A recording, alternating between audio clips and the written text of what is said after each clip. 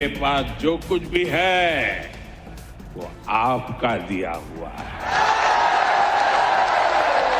वो देश का दिया हुआ है। ये लोग मेरे पीछे पड़ेंगे, मेरी कब्र खोदने की धमकी दे देंगे, मेरे खिलाफ साजिशें रचेंगे,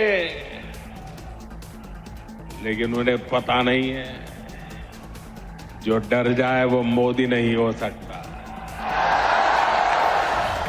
नरेंद्र मोदी इससे पहले संसद में भी कह चुके हैं कि एक अकेला कितनों पर भारी। उधर मोदी को चुनौती देने की कोशिश कर रहे राहुल गांधी को खुद अपने आप से निपटना है पहले।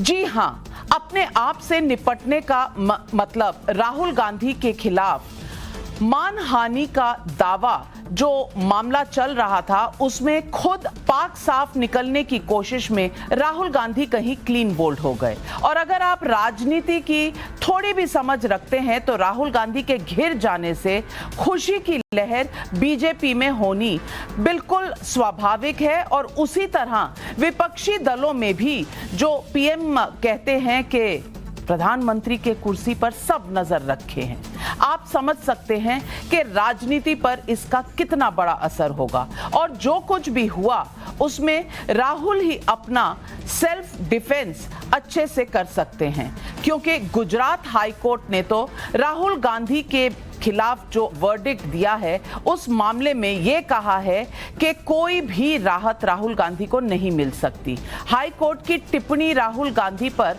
बहुत ही भारी पड़ सकती है। मोदी सर ने मामले में राहुल गांधी के कानूनी विकल्प खत्म अभी नहीं हुए हैं, लेकिन 2024 के चुनाव के पहले उन्हें सजा से राहत नहीं मिली तो राहुल गांधी के पास खुद चुनाव लड़ने का विकल्प नहीं बचेगा।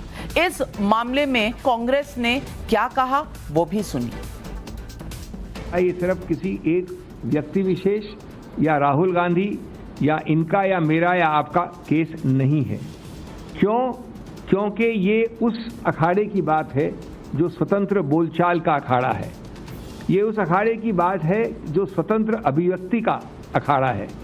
और सबसे बात, जैसा मैंने कहा, मूल बात है कि वहाँ पर किस प्रकार से नियंत्रण हो, ये कंट्रोल फ्रीक सरकार का उद्देश्य है। उस अखाड़े पे किस प्रकार से रोकथाम हो, गला घोटा जाए और उस पे बार बार प्रहार किया जाए, ये मूल मुद्दा है। पब्लिक पूछ रही है सवाल। पब्लिक का सवाल नंबर 1, जो डर जाए वो मोदी नहीं, ये कहना क्या प्रधानमंत्री का सेल्फ कॉन्फिडेंस है और जिससे बीजेपी जीत की तरफ बढ़ रही है? सवाल नंबर 2, गुजरात हाईकोर्ट की टिप्पणी से मोदी सर ने मामले के बाद सावरकर के अपमान का मुद्दा भी राहुल पर क्या भारी पड़ेगा? मोदी योगी साझा तौर पर हिंदुत्व का जो संदेश दे रहे हैं गीता प्रेस से, क्या यही 2024 का असली चुनावी मुद्दा होगा? यही है आज सवाल पब्लिक का। तो आज सवाल पब्लिक का शो पर हमारे साथ जुड़ रहे हैं सुधांशु त्रिवेदी, बीजेपी के सांसद और वरिष्ठ प्रवक्ता हैं। उनके साथ हर्षवर्धन त्रिपाठी, वरिष्ठ पत्रकार हैं, मेरे सहयोगी हैं। मेरी बाईं तरफ आज खड़े हैं सुभ्रांश राय जी, जो कांग्रेस का पक्ष रखेंगे, और उनके साथ हैं अनुराग भदौरिया जी। जी हां, बिल्कुल पहचानने में आप गलती नहीं कर सकते, क्योंकि वही ग्रीन कुर्ता, वही आवाज और वही स्टैंड लेकर समाजवादी पार्टी के प्रवक्ता हमारे साथ जुड़ रहे हैं। सुभ्रांश राय जी, आज का टेम्परेचर क्या है कांग्रेस पार्टी के अंदर? क्या कहीं ना कहीं अब गुजरात हाईकोर्ट के वर्डिक्ट के बाद अब तो आप ये नहीं कह सकते कि भाई कोर्ट ने कोई फेवरेटिज्म किया है, कोई प्रेशर है कोर्ट पे। ये गुजरात हाईकोर्ट ने कहा है कि निचली अदालत की जो वर्डिक्ट थी वो बिल्कुल सही थी, और ऊपर से बात जो कही है वो सबसे ज्यादा जरूरी कि 10 मामले क्रिमिनल डेफेमेशन के पहले भी चल रहे हैं, मानहानि के, और इस मुद्दे के बाद, इस सजा के बाद एक और भी दायर हो गया। यानी कि राहुल गांधी बयानबाजी से बच नहीं रहे और गलत आरोप लगाते चले जा रहे हैं। क्या अब राहुल गांधी 2024 के चुनाव से आउट है?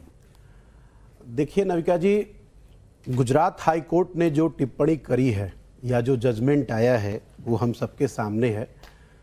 थोड़ा मैं कानून का विद्यार्थी उतना मैच्योर्ड नहीं हूं कि उस बात को मैं शब्दशः बता पाऊं, लेकिन चूंकि आपके पैकेज में ये कई बार जिक्र हुआ है और 2-3 पॉइंट मैंने भी जो ट्वीट पे पढ़ा है वो मैं शेयर करता हूं और मैं चाहता हूं कि हम सबके बीच में संविधान की शपथ लिए हुए भारतीय जनता पार्टी के राष्ट्रीय प्रवक्ता और राज्यसभा सांसद डॉक्टर सुधांशु त्रिवेदी हैं, तो वही मेरी इस बात और शंका का जवाब दे दें, क्योंकि मन में एक सवाल है जिसका मुझे लगता है एक निवारण होना चाहिए। 3 पॉइंट जो कई बार आपने अपने पैकेज में जिक्र किया, जो कोर्ट ने टिप्पणी करी है, एक कि राहुल गांधी के खिलाफ कम से कम 10 आपराधिक मामले चल रहे हैं। दूसरी एक टिप्पणी है कि मौजूदा मामले के बाद उनके खिलाफ और भी मामले दर्ज हुए हैं। और तीसरा जो उसमें एक पॉइंट है कि वीर सावरकर के पोते ने भी उनके खिलाफ मामला दायर किया है। मैं आपके माध्यम से थोड़ी सी अपने ज्ञान को बढ़ाते हुए डॉक्टर सुधांशु त्रिवेदी से जानना चाहता हूं कि हाईकोर्ट ने जब ये टिप्पणी करी, इसके पीछे कंटेक्स्ट क्या था, नंबर 1। नंबर 2, क्या वीर सावरकर के साथ साथ हाईकोर्ट को नहीं लगता कि, या आपको नहीं लगता कि वो 9 रेफरेंसेज और बताने चाहिए कि जिनमें वो उनके खिलाफ आपराधिक मामले चल रहे हैं?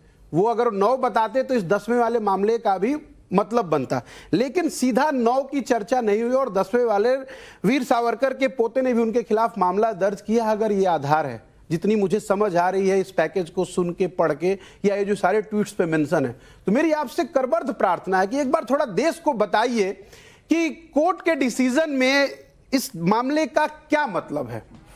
सुधांशु जी शायद भूल गए कि लीनियंसी की मांग की थी जिस पर कोर्ट ने कहा है। देखिए, कोर्ट मेरी आपसे रिक्वेस्ट है, मैं चाहता हूं कि चूंकि मामला हाईकोर्ट के आदेश के बाद का है और इसमें हमारे संस्थान और हमारी जो संस्कार हैं वो संविधान और आस्था के साथ जुड़े हुए हैं, जिसमें न्यायपालिका भी एक हमारा चौथा लोकतंत्र है जिसकी आस्था है, तो प्लीज, चूंकि सर ने ही संविधान की शपथ ली, तो यही इस पे विश्लेषण दे कि 10 मामले होते हुए 9 का जिक्र माननीय कोर्ट ने नहीं किया, सिर्फ 10वें का जिक्र है, वो क्या है? देखिए, संविधान की शपथ के अनुसार न्यायालय के मामले के ऊपर या निर्णय पर टीका टिप्पणी करना विधायिका के किसी भी अंग के लिए उचित नहीं है। इसलिए मैं इस विषय का तकनीकी उत्तर देना उचित नहीं समझता हूं। अब मैं इसका नैतिक और राजनीतिक उत्तर देता हूं, क्योंकि एग्जैक्टली इन वर्बेटम कोर्ट ने जो बोला है उसका कोई मैं इंटरप्रिटेशन करूं, यह मेरे लिए उचित नहीं है। हां, मगर उन्होंने कहा कि इस कोर्ट को क्या यह कॉन्टेक्स्ट नजर आया, तो मैं एक चीज और बता देना चाहता हूं।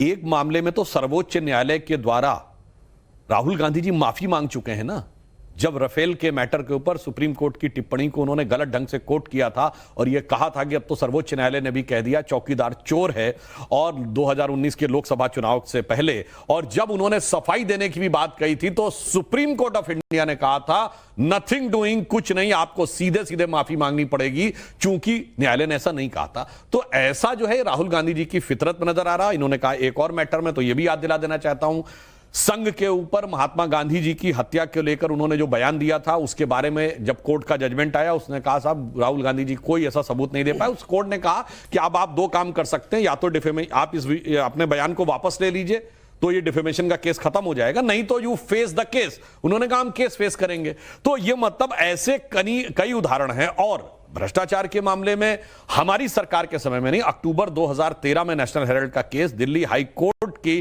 इनिशिएशन के ऊपर दर्ज हुआ था और हाई कोर्ट के ही कहने पे राहुल गांधी जी को उसमें बेल भी लेना पड़ा था। तो एक नहीं अनेक मामले हैं राहुल गांधी जी के बारे में, इसलिए किसी एक मामले पे सर्वोच्च न्यायालय की बात या उच्च न्यायालय की बात कहना, मुझे लगता है ईमानदारी की बात तो यह होगी, वीर सावरकर की जहां तक बात कही बिल्कुल सही बात है। आप किसी भी व्यक्ति का नाम निराधार अनर्गल तरीके से लेने का प्रयास करेंगे तो यह अपने आप में बहुत दुखद और कष्टकारक है। और मैं कह रहा हूं, चलिए कोर्ट की बात तो छोड़ दीजिए, अरे भाई उनकी दादी इंदिरा गांधी जी ने वीर सावरकर के ऊपर स्टैंप जारी किया है। इंदिरा गांधी जी का लेटर है वीर सावरकर की स्टैंप जारी करते समय कि उन्होंने देश के लिए काम किया, वो महान देशभक्त थे। महात्मा गांधी जो लिख चुके हैं यंग इंडिया में 1920 में कि मेरी नजर में वीर सावरकर चतुर देशभक्त हैं और देश से बहुत प्यार करने के कारण वह काला पानी की सजा भुगत रहे हैं। और आगे गांधी जी ने तो और अब सावरकर को अपने से भी बड़ा कर दिया। उन्होंने कहा कि इनमें से एक विनायक दामोदर सावरकर से मैं लंदन में मिला था और ब्रिटिश राज की बुराइयों को उन्होंने मुझसे कहीं अधिक पहले समझ लिया था। ये गांधी जी ने अपने ही संपादकीय में लिखा है। अब राहुल गांधी को नहीं समझ में आता तो अब इसके लिए कोर्ट से और अन्य जगहों पे भाजपा में दोष देखना उचित नहीं है। बेहतर होगा कि वो आत्मावलोकन करें, तो शायद उनका भी कल्याण हो और उनकी पार्टी का भी कुछ स्थिति बेहतर हो। मैं एक मिनट, अनुराग भदौरिया जी, इस पूरे मुद्दे में एक चुनावी रणनीति तो कहीं ना कहीं बनेगी ही।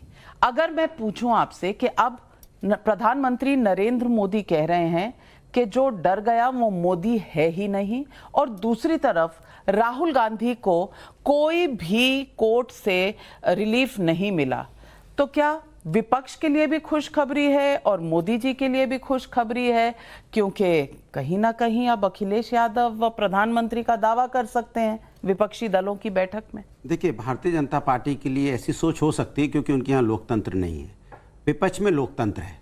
विपक्ष में सभी जगह अपने अपने नेता हैं, सभी लोग मिल के लड़ेंगे। चूंकि हमारा मुद्दा सीधा सा है, उसमें इफ एंड बट भी नहीं है। राष्ट्र को लेके, राष्ट्र में जो महंगाई, बेरोजगारी, महिला अत्याचार, किसान, लोकतंत्र को कमजोर ना होने देना, संविधान को और मजबूत करना, ये हमारे मुद्दे हैं, जिस मुद्दे को लेके पूरा विपक्ष एक साथ आया है। मैंने पहले ही बोला, हमारे वैचारिक मतभेद हो सकते हैं लेकिन मनभेद किसी के साथ नहीं है।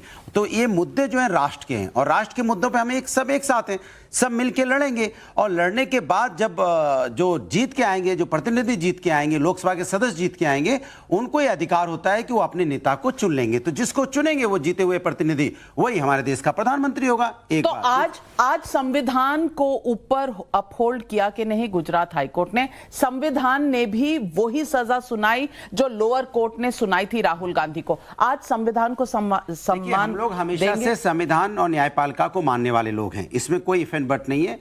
लेकिन बार बार सवाल यही उठता है कि भारतीय जनता पार्टी इतनी परेशान क्यों, मुझे समझ में नहीं आता। भारतीय जनता पार्टी को तो चिंता करनी चाहिए जनता की, क्योंकि जनता ने उनको वोट दिया था। जनता ने सोचा था कि जब आएंगे तो किसान को, उन्होंने वादे किए थे कि किसान की इनकम दोगुनी हो जाएगी, उन्होंने वादे किए थे कि जब हम आएंगे तो डीजल पेट्रोल भी सस्ता होगा। तो मैं पूछना चाहता हूं, किसान के मुद्दों पर या जो जनता के मुद्दे उस पर चर्चा करने से बचते क्यों? महंगाई का मां बोलने से क्यों डरते हैं? बेरोजगारी का बाप बोलने से क्यों डरते हैं? क्यों डरते हैं किसान का का बोलने से? क्यों डरते हैं महिला समस्या की बात करने से? तो आप खुल के बोलिए ना। ये मुद्दे हैं जिस पे भारतीय जनता पार्टी ना बात करके विपक्ष की बात करती है कि उनकी मीटिंग में कौन लोग गए, समोसा और चाय थी, किसी ने समोसा खाया तो उसने चाय क्यों नहीं पी, किसी ने चाय पी, उस नेताजी ने चाय पी थी तो समोसा नहीं खाया। चौधरी जी, किसानों वाले नेता आपके साथ थे पिछले चुनाव में, कहां हैं आज? चिंता मत, चाय पीने नहीं गए, ना समोसा खाया, सुना है इधर इनके पाले में आ रहे हैं। मैं आपसे वही कह रहा हूं कि आपको देखने को मिलेगा पूरा विपक्ष एक साथ सुनी सुनाई बातों पे यकीन मत कीजिए। जब चुनाव जैसे जैसे सामने आएगा, जनता के मुद्दों पे सभी विपक्ष के दल एक साथ होंगे और भारतीय जनता पार्टी। यानी राहुल गांधी के ऊपर जो आज फैसला आया वो जनता का मुद्दा नहीं है। हर्षवर्धन त्रिपाठी जी, ये तो तय हो गया, ये जनता का मुद्दा तो है नहीं। देखिए नविका जी, मुझे लगता है कि आज जो राहुल गांधी पर निर्णय आया है उसने एक बात बहुत स्पष्ट कर दी है। कांग्रेस पार्टी और राहुल गांधी शायद उस बात को समझ नहीं रहे हैं जो सेंटिमेंट इस वक्त लोगों का है। आज के निर्णय में जो बहुत मामूली सी बात है कि एक आदमी से गलती हो वो माफी मांग ले, और एक आदमी कहे कि नहीं हम गलती करते रहेंगे, चाहे जहां तक हमें लड़ना है हम लड़ते रहेंगे। क्या देश ऐसे किसी व्यक्ति के साथ खड़ा होगा जो इस तरह की हल्की टिप्पणियां करे और विपक्ष के नेता के तौर पर दिखे हो?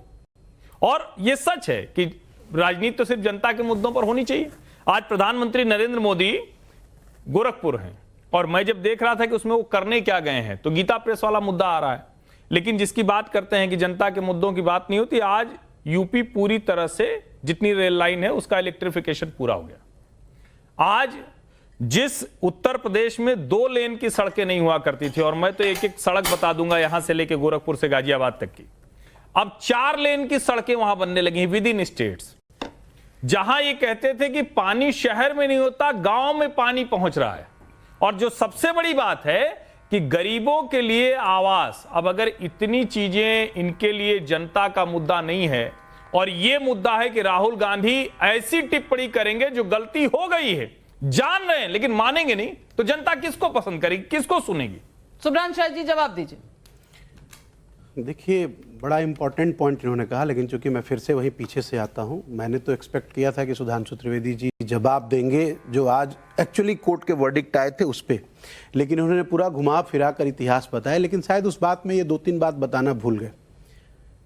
राहुल गांधी उस शख्सियत का नाम है जिसकी दादी को और जिसके बाप को आतंकवादियों ने मार दिया, उड़ा दिया, छलनी कर दिया गोलियों से। तब उस व्यक्ति का हौसला पस्त नहीं हुआ।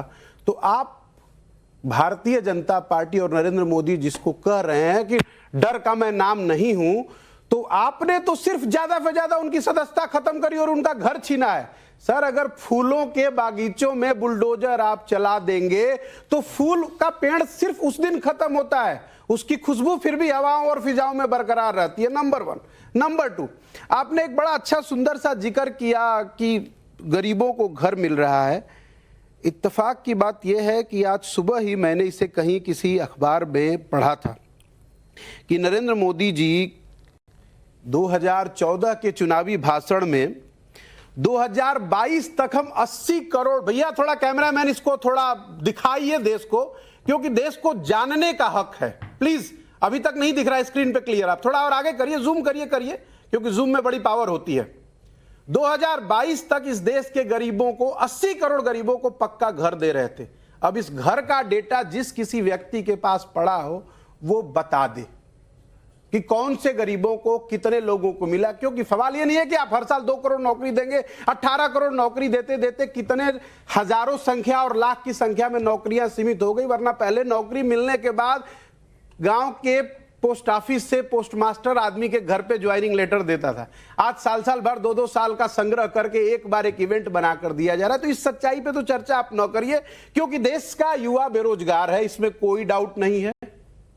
देश में महंगाई है क्योंकि घर घर में 500 रुपए का सिलेंडर आज 1150-1200 रुपए का मिल रहा है, और 100 रुपए लीटर के डीजल पेट्रोल के रेट में अगर पहिया देश का घूमेगा तो बाय डिफॉल्ट महंगाई, सब्जी, टमाटर हर जगह दिख रही है। अब इसका जो भी आप सांकेतिक तार्किक रीजन देना चाहते। तीसरी इंपॉर्टेंट बात जिस पे आपने 2 रोडों का जिक्र किया, सर एक बड़ी इंपॉर्टेंट बात है और मुझे लगता है कि ये बात भी कहने लायक है, इसको कहना चाहिए। रोडों का कायाकल्प इस देश में नितिन गडकरी जी ने किया, ठीक है, ऐसा हर कोई कहता है और मैं भी कहता हूं, इसमें कोई शक संदेह मुझे भी नहीं है और आपको भी नहीं है। लेकिन सवाल ये पैदा होता है कि जो 24 घंटा रोडों की बात होती है और ये बेचा जाता है प्लान, ये बेचा जाता है भविष्य कि ये जो रोड बने हैं, क्या लॉजिक है? मैडम प्लीज, बड़ा इंपॉर्टेंट है। नहीं, आपकी तो हर बात इंपॉर्टेंट है। लॉजिक ये है सुधांशु जी, पहले बने हुए 3 साल पहले बने हुए हिमाचल प्रदेश की जब आपकी सरकार थी, जो रोड आपने बनाया था 24/7 व्हील्स, जिसको आपका एक स्लोगन होता था, वो रोड फिर से फंस गए हल्की सी बारिश में। मैं उसका भी फ्यूट और वीडियो दिखाता हूं। मैं दिखा देता हूं। एक रोड है बलराम हॉस्पिटल के सामने, अब कहते हैं बड़ी अच्छी रोड है, बना दी, धस गई गाड़ी हॉस्पिटल के सामने। और आपने जब बुंदेलखंड एक्सप्रेस बनाया तो खरोचने से उठ रहा था। तो सवाल ये उठता है कि आप ये सब बातें बोल के, कि आप बातें तो बोल सकते हैं, लेकिन सिर्फ समाजवादी पार्टी ऐसी थी जिसने एक कॉन्सेप्ट लाया था एक्सप्रेसवे का, और 4 लाइन से पूरे डिस्ट्रिक्ट को अगर जोड़ा था, उत्तर प्रदेश के अंदर में तो समाजवादी ने जोड़ा था। आप झूठ ना बोलिए। एक बात सुधांशु जी,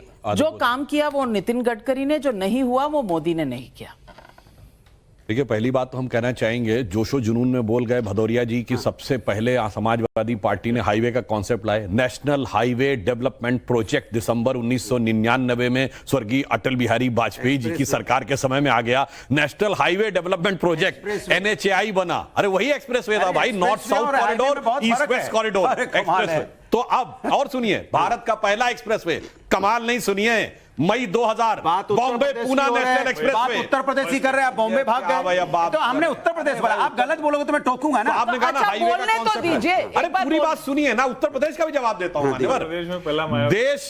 सुनिए, देश का पहला एक्सप्रेसवे बना Bombay Poona national express highway मई 2000 में, और उस समय नितिन गडकरी जी महाराष्ट्र में और राजनाथ सिंह जी सेंटर में सर्फेस ट्रांसपोर्ट मिनिस्टर, मैं खुद गया था उसमें। अब सुनिए, उत्तर प्रदेश का पहला एक्सप्रेसवे कब बना? 2001 में DND, दिल्ली नोएडा डायरेक्ट, उत्तर भारत का पहले बना, उसमें भी अखिलेश जी को लिया। इसलिए मैं कहता हूं थोड़ा सा फैक्ट के साथ बोलना चाहिए। अब मैं एक और बात कहना चाहता हूं, जो इन्होंने बात कहने का प्रयास किया कि साहब बहुत सी ये उस समय तक चलेगा। अरे भूल गए भाई, पटना में बैठक किए थे और बिहार में तो पुल 2 बार बनने से पहले ढह गया। हाँ, बिल्कुल सही कहा, गजबा है भाई। और ये अपने मिनट पे, तो हकीकत यह है कि यही कुछ हालात विपक्ष के दलों के बीच के बने पुल में भी है। वो बनने से पहले ढहा जा रहा है और जब पुल ढह गया तो मांझी भी छोड़ के चला जा रहा है। अब राहुल भैया की नैया कैसे उन नदिया के पार लगेगी, ये देखने की बात है। हाँ, एक बात मैं जरूर कहना चाहूंगा कि जैसे राहुल गांधी जी के बारे में बात आया, तो मैं सिर्फ एक बात कहना चाहूंगा कि हमारे यहां कहा गया है व्यक्ति को बहुत सोच समझ के बोलना चाहिए, और बड़े पद पे हो तो और सोच समझ के बोलना चाहिए, खासकर किसी समाज और उनके बारे में बोलें तो कहा गया ना कि बाणी एक अमोल है, जो कोई बोले जानी, ये तराजू तौल के तब मुख बाहर आनी। तो 10 बार सोचना चाहिए। मैं राहुल गांधी जी सोचने से पहले 10 बार बोल चुके होते हैं। और मैं एक और बात कहना चाहता हूं, जो लोग आज कहते हैं 2-3 लोगों का नाम ले लिया तो उसके बाद वो कहते हैं पूरा समुदाय जो था वो करप्ट थे, मगर सैकड़ों उदाहरण के बाद यदि कोई ये कह दे कि साहब आतंकवाद का एक समुदाय से मतलब है, तो छाती ठोकने लगते थे, नहीं कैसे हो सकता है, मगर 2 उदाहरण मिल जाएं तो पूरे समुदाय को भ्रष्टाचार से जोड़ देते। इसलिए बहुत सोच समझ के तौल कर तब बोलना एकदम सत्य वचन। थोड़ा सा गौर फरमाइए क्योंकि जवाब आप अच्छा देते हैं। नहीं, मैं थोड़ा बोल, उन्होंने 80 करोड़ कहा, तो मैं एक और फैक्ट कह दूं सर, देश की आबादी 140 करोड़ है। 140 करोड़ की आबादी में 80 करोड़ मकानों की आवश्यकता हो ही नहीं सकती। औसतन 5.2 व्यक्ति पर परिवार है। इसका मतलब देश में अधिकतम मकानों की आवश्यकता हो सकती है तो 20 से 22 करोड़। तो ये 80 करोड़ वाला किस अखबार ने किस आधार पर छाप दिया? अच्छा, ऐसा एक कहते हैं ना, बड़ा साफ गोशी से बोले हुए शब्द और कई बार बोलने से झूठ सच नहीं बदलता। क्योंकि आपके यहां जुमला बोलने की प्रथा है। ये मैंने इसलिए कहा कि नितिन गडकरी जी का एक बड़ा सुंदर वर्ड होता था, ऑल वेदर रोड। गाजे बाजे के साथ भारतीय जनता पार्टी और उसकी मशीनरी प्रचार करती थी ऑल वेदर रोड, कि 24 घंटे और हमेशा चलेगा। उसी रोड का मैंने आपको उदाहरण दिया, चंडीगढ़ से शिमला नेशनल हाईवे जो जा रहा है, जिसको अभी 3 साल पहले आपने उद्घाटन किया, बाढ़ आया और बह गया, बहुत बुरी हालत है। भैया जरा ये भी दिखाना यार, थोड़ा गौर फरमाइए प्लीज, टेक्नोलॉजी का दौर है, दिखाइए। All weather road. बाढ़ कहां से आया? अरे रुके, ये शिमला में बाढ़ कहां से आया? जरा जो भी बारिश हुई, जितनी भी हुई, उस पे आपका बह गया है। तो ऑल वेदर रोड में घोटाला हुआ है। मान्यवर, पहाड़ी क्षेत्रों में भूस्खलन होता रहता है और रोड्स टूटते भी रहते हैं, रिपेयर भी होते हैं। नहीं बोलना चाहिए ना, तो ऑल वेदर है। आज के ना कीजिए, फिर आप बोलोगे कोविड हो जाएगा। आप वही बात कर रहे हैं, आप वही बात कर रहे हैं जो आज गुजरात हाईकोर्ट ने कही। मैं 1 मिनट बताना चाहती हूं। गुजरात हाईकोर्ट का जो ऑर्डर है वो क्या कहता है? In fact the applicant is trying to seek stay of his conviction on absolutely non existent grounds. मतलब अपनी जो सजा है उसको नॉन एग्जिस्टेंट ग्राउंड पे बिना बुनियाद वाली बातों पर रोकना चाहते हैं। ये कानून में वेल सेटल्ड प्रिंसिपल है कि कन्विक्शन यानी कि सजा का स्टे रूल नहीं होता, ये सिर्फ एक्सेप्शन होता है। आपने एक्सेप्शन को रूल बनाने की क्या कसम खाई हुई है? हर जब देखिए, जब सवाल पैदा हुआ, हर्षवर्धन, जब सवाल पैदा हुआ उसी माननीय उच्च न्यायालय के आदेश के ऊपर, तो संविधान की शपथ लिए हुए व्यक्ति ने कहा कि हम उस पर टिप्पणी नहीं कर सकते, क्योंकि उन्होंने राजनीतिक और जो और भी सामाजिक टिप्पणियां करनी थी वो करी। तो जो उन लाइनों की परिधि है ना, अगर आप ये जिम्मेदारी लेती हैं कि इसके आगे बताने वाले शब्द के लिए आप और आपका संस्थान जिम्मेदार है, तब तो मैं हेल्दी सब्जेक्ट पर चर्चा कर सकता हूं। और अगर आप जिम्मेदारी नहीं लेती है तो लाइन को मत पढ़िए, क्योंकि लाइन है और सबके साथ जुड़े हुए इसके वैलिड पॉइंट। संविधान और कोर्ट्स की उसमें मान्यता शायद आपके आज प्रेस कॉन्फ्रेंस करती है इस पूरे गुजरात हाईकोर्ट के मामले के फैसले के बाद, और कहती है कि पैरा 63 में सावरकर का जिक्र हुआ। यह केस 12 अप्रैल 2023 को हुआ, जबकि राहुल गांधी इससे 1 महीने पहले दोषी करार दिए गए। इसके बारे में कोई बहस नहीं हुआ, सिर्फ आरोपों के आधार पर आदेश में लिखा गया। इस फैसले का दुष्प्रभाव सब पर पड़ेगा। यह स्वतंत्र अभिव्यक्ति का अखाड़ा है, इस पर सरकार नियंत्रण चाहती है लोगों के अभिव्यक्ति के आधार पर। अब मोदी समुदाय को चोर कहना भी किसी भी व्यक्ति की स्वतंत्रता का मुद्दा हो गया। लेकिन अविका जी, इतनी गैर जिम्मेदारी से कोई पार्टी और उसका सबसे बड़ा नेता व्यवहार कर सकता है, बोल सकता है, ये मुझे कल्पना भी नहीं थी। अब वो ये कह रहे हैं कि अभिव्यक्ति की स्वतंत्रता का मतलब ये है कि हम किसी पर भी कोई भी टिप्पणी कर सकते हैं। अरे भाई, नैतिक शास्त्र की पहले जो कहते हैं ना बोध कथाएं सुनाई जाती, नैतिक शास्त्र की कक्षा में, शुरुआती कक्षाओं में बताया जाता है कि भैया छड़ी तुम कहीं भी घुमा सकते हो, लेकिन दूसरे की नाक आ जाए तो वहां नहीं करना। किसी की आस्था पे, किसी की भावना पे चोट नहीं पहुंचाना। और इन्हीं सबको अभिव्यक्ति की स्वतंत्रता में दूसरी तरफ संरक्षित रखा गया है, उसी संविधान, उसी न्यायालय के द्वारा। मुझे तो लगता है कि कांग्रेस पार्टी और राहुल गांधी वो शायद तय करके बैठे हैं कि किसी तरह से उनको जेल भेजा जाए और वो कह सकें कि देखिए नरेंद्र मोदी की तानाशाही चल रही है, भले अदालत जेल भेजे लेकिन सरकार हमें जेल भेजे। क्या यही पॉलिटिकल प्लान है, यही राजनीतिक दांव है जो कांग्रेस पार्टी खेलेगी? देखिए, भविष्य के विषय में तो जानकारी सुधांशु त्रिवेदी जी दे सकते हैं, क्योंकि इनका ग्रहों पे अच्छा वो है, ज्ञान है, मेरा नहीं है। मैं वर्तमान की बात करता हूं और कुछ पिछले भूत की बात। तो अब वर्तमान ही है, मैडम 24 के चुनाव में समय कितना है? 10 अभी कोई बात नहीं, अभी आराम से बात करते हैं। 2-3 पॉइंट इन्होंने पीछे अपनी चर्चा में कहा जवाब देना हमारा अधिकार है, लोकतांत्रिक अधिकार है। एक तो इन्होंने जिक्र किया कि आपके अध्यक्ष विदेश से डिग्री लेकर आए हैं। इनके आपके नहीं मतलब दिक्कत यह है कि इनके तो फिर भी विदेश से लेकर आए हैं, आपके तो सर्वमान्य की डिग्री का ही पता नहीं है, संशय में है। सर, पार्लियामेंट विधानसभा के फ्लोर पे अरविंद केजरीवाल जी ने आपके डिग्री पर सवाल चर्चा किया था, उसका आज तक आपने जवाब नहीं दिया। कोट अनकोट मैं उन्हीं को कर रहा हूं। एक दूसरा, बड़ी गजब का याराना लगता है। प्लीज बोलने दीजिए, प्लीज बोलने दीजिए सर। दूसरी इंपॉर्टेंट बात, आपने बड़ा डाटा और फैक्ट की बात करी। सर, हिंदुस्तान गांव में बसता है सर, और सर्विस में काम करने वाले मिडिल क्लास या लोअर मिडिल क्लास एक बहुत बड़ी आबादी हमारे देश में बसती है। सरसों सर यही गांव में पैदा होता है, सूरजमुखी सर यहीं पैदा होता है। वो कौन सा आपने जादूगरी तिलस्म लगाया कोविड के बाद कि 80 रुपए लीटर का सरसों तेल 250 रुपए और 200 रुपए और 220 रुपए किलो हो गया, ये मुझे नहीं जानकारी। हो सकता है आपके पास विकास का कोई दूसरा मानक है। और दूसरा जो आप बार बार जिक्र कर रहे थे, ये बैंक चला गया, वो बैंक चला गया। सर, मैं तो सिर्फ इतना जानता हूं, ये बैंकों ने बहुत सारे बड़े बड़े बैंक डूब गए। मैं तो सर सिर्फ ये जानता हूं कि हमारे हिंदुस्तान के गरीब किसान, साधारण मजदूर या जो नौकरीशुदा लोग जिन्होंने बैंकों में अपना खाता खोल रखा है, उनकी गाढ़ी कमाई और जमा पूंजी लेकर जो भागे, उनका नाम मेहुल चोकसी था, उनका नाम ललित मोदी था, उनका नाम नीरव मोदी था, उनका नाम विजय माल्या था, और वो सब लोग आपके संबंधों में थे। और यही मेरे नेता राहुल गांधी जी ने अपने उस भाषण में कहा था। और ये देश पूछेगा, क्योंकि हिंदुस्तान का पैसा जो भी इस देश से चुरा कर ले जाएगा, उसका सरनेम चाहे माल्या हो, चाहे मोदी हो, चाहे कोई भी हो, सवाल तो सर है, मालूम आपको जवाब देना पड़ेगा। ये आज दीजिए या कल मालूम नहीं ये दर्द कहां था जब ओतेवियो कुत्रोकी के अकाउंट्स को डीफ्रीज किया गया था? सुनिए, बहुत मजेदार बात। पहली बात इन्होंने कहा, बिल्कुल जो पैसा ले जाएगा अब वो लेके भाग नहीं पाएगा, हो गई आपके जमाने की बात। अच्छा, अब मोदी बाकी लोग 9 साल से भागे हुए हैं, अब चुनाव आ जाएगा तो अब कहोगे आज आ रहे हैं, कल आ रहे हैं, परसों आ रहे हैं, प्राइम टाइम डिबेट होगी। आज मोदी को लाया जा रहा है, आज माल्या को लाया जा रहा है, आज चोकसी को लाया जा रहा है। जब आप बोल रहे थे तो उन्होंने डिस्टर्ब। पूरी बात होने दीजिए। अब हम क्या ले आए हैं? मोदी सरकार ले आई है फ्यूगिटिव ऑफेंडर बिल, भगोड़ों के खिलाफ कानून। अब सरकार को यह अधिकार है कि अगर कोई भाग गया बाहर और किसी दूसरे देश में उसने शरण ले ली है, तो हम उसकी भारत की संपत्ति जब्त कर सकते हैं। और जब तक हमारी सरकार नहीं आई थी, जितने लोगों ने नाम लिया, एक केस रजिस्टर्ड नहीं था। मैं चुनौती से कहता हूं, बता दें, सारे केस हमने रजिस्टर्ड किए, कार्रवाई की और उनकी हजारों करोड़ की संपत्ति जब्त की भारत में।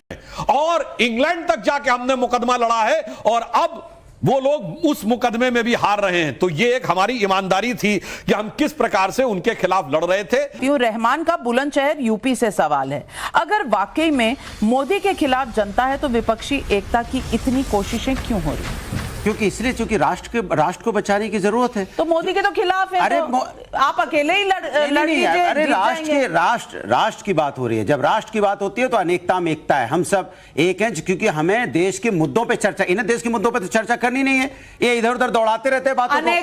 अनेकता का एकता का क्या मतलब है हर्षवर्धन त्रिपाठी जी? आप बोले जवाब तो नहीं, जवाब अभी जवाब हुई नहीं, मैंने शुरुआत किया नहीं, उसमें आप अनेकता लेके भाग गए। मैंने कौवा कौन ले गया, कौवा कौन ले गया वाली बात हो गई। आप बोलने ही नहीं देंगे, हम कौवा कौन ले गया। अभी मैंने शुरुआत ही नहीं की। तो लीजिए, सुन लीजिए, 2014 में जो बातें ये करते थे कि जो बातें 2014 में करते थे वही बातें इन्होंने 2019 में की, वही बातें हम 2024 में करेंगे। लेकिन जनता समझ गई है इनका काम है झूठ और जुमला फेंकना। तो फिर विपक्षी एकता क्यों कर रहे हैं? विपक्ष क्योंकि राष्ट्र के ऊपर, राष्ट्र को बचाना है, लोकतंत्र को बचाना है, महंगाई, बेरोजगारी। मोदी तो वैसे ही हार रहे हैं, आपको कोशिश भी करने की जरूरत नहीं है। क्यों हर्षवर्धन जी, एक जरूरी बात समझिए, बड़ा अच्छा लगता है मुझे, और मैं तो चाहूंगा देश की हर पार्टी वो करे। हम तो पत्रकार होने के नाते, नागरिक होने के नाते राष्ट्र की, देशभक्ति की चिंता चर्चा सब करने लगे हैं।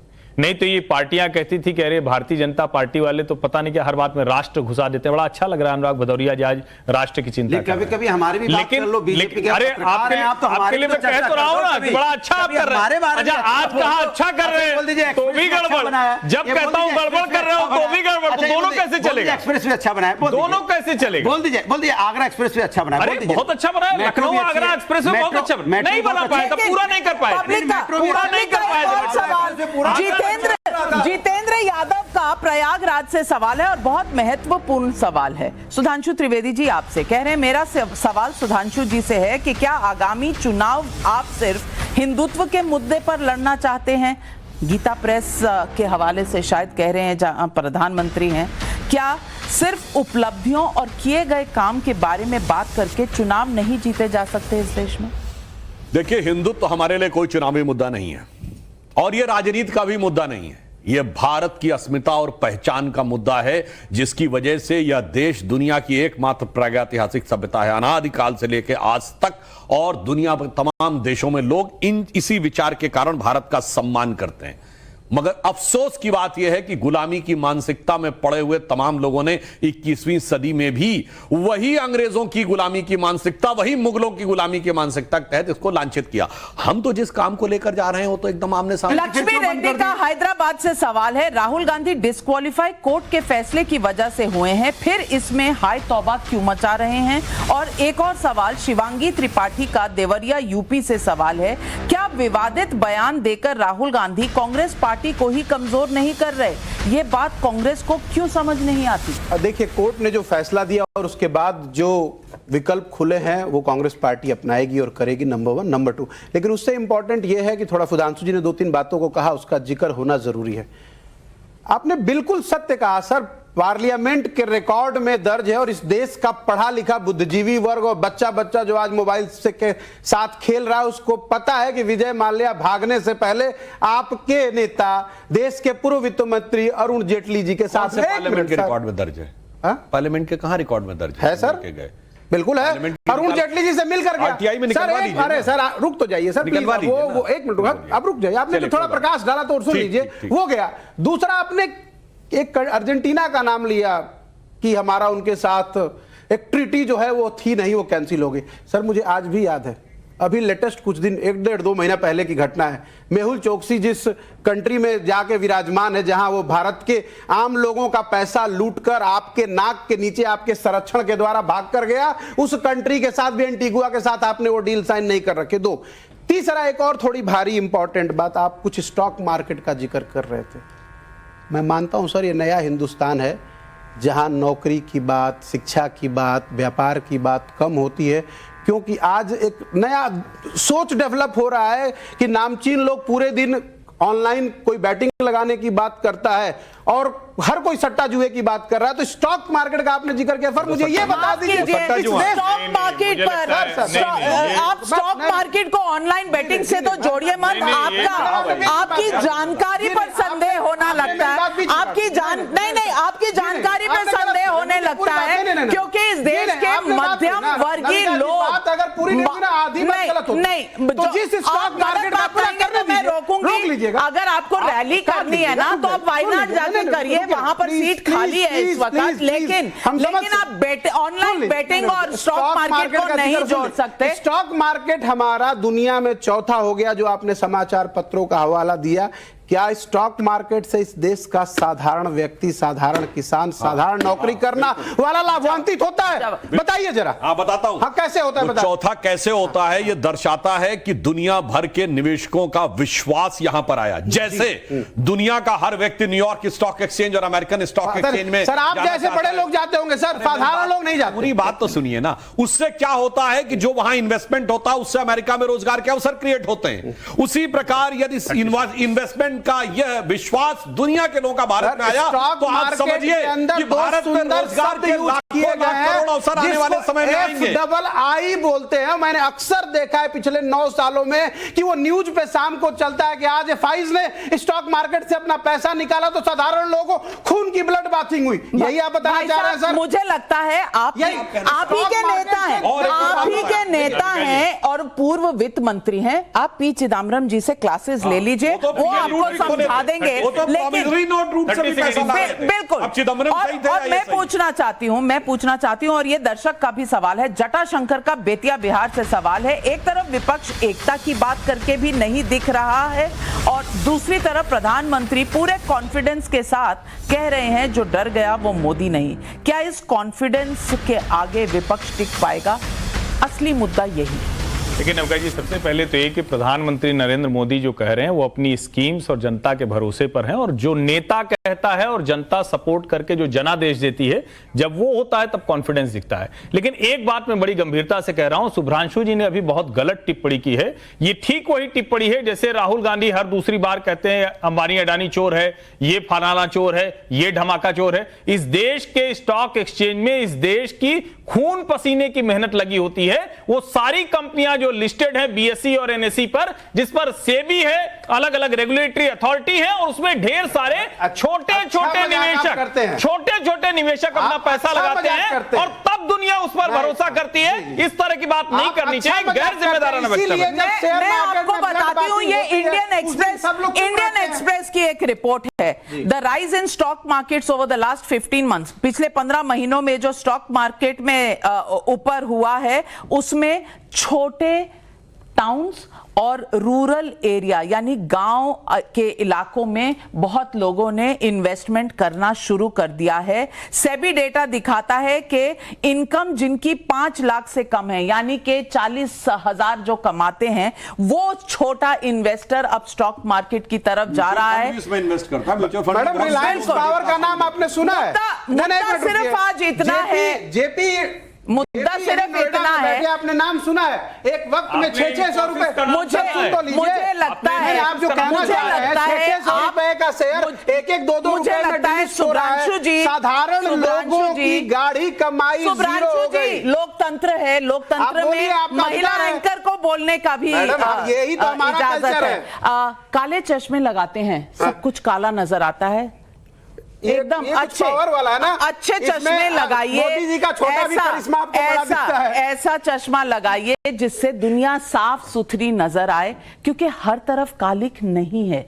जरूर मैं नहीं कह रही कि ये देश अपनी चरम ऊंचाई पर पहुंच चुका है अभी, लेकिन बढ़ रहा है और कुछ अच्छी चीजें हुई हैं। और अगर आपको महंगाई दर की बात है, जरूर मैं मानूंगी कि कहीं कहीं कुछ चीजों में महंगाई बढ़ी है, लेकिन इन्फ्लेशन रेट अपने कार्यकाल का यानी कांग्रेस की सरकार के समय का और अब का समय का देख लीजिए, आपको साफ नजर आने लगेगा।